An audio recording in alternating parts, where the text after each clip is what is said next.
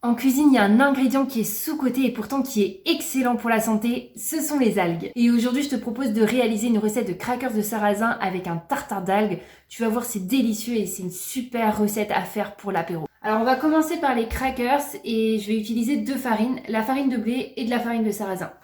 Donc la farine de blé et la farine de sarrasin. Et bien sûr, je te mets toutes les quantités en description. Je vais ajouter des graines de sésame, des graines de lin, des graines de courge et des graines de chia. En fait, je fais vraiment un mélange de toutes les graines que j'ai à la maison. Ensuite, on va ajouter de l'huile. Moi, j'ai choisi de l'huile d'olive. Et on va mélanger tous les ingrédients ensemble. Et on va finir par ajouter de l'eau. Alors voilà pour la pâte. Je vais étaler ma pâte entre deux feuilles de papier sulfurisé. Comme ceci.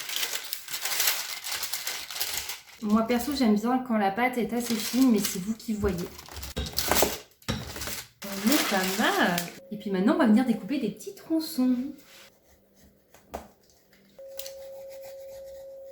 Et ensuite, ça part au four à 180 degrés pendant 20 minutes. Et en attendant, on va préparer le tartare d'algues. Et on va commencer par ciseler l'échalote. Vous pouvez même lâcher si vous préférez. Donc voilà pour mes échalotes. Et on va venir couper deux cornichons. Mais encore faut-il que j'arrive à ouvrir le pot. C'est bon. Et idem, on va venir les couper en tout petits. Et voilà pour les cornichons.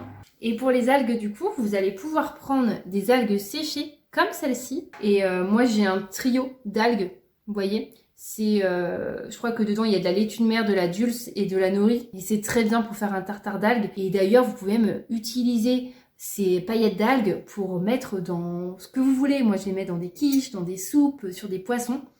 Tartare, tu vas pouvoir mélanger l'échalote avec le cornichon, les algues, un jus de citron et puis ajouter aussi de l'huile d'olive et tu vas mélanger le tout et ajouter aussi quelques graines de sésame. Voilà ce que ça donne pour le tartare.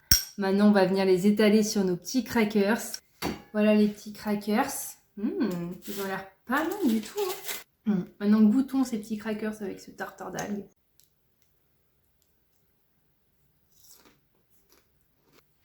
C'est vraiment trop bon.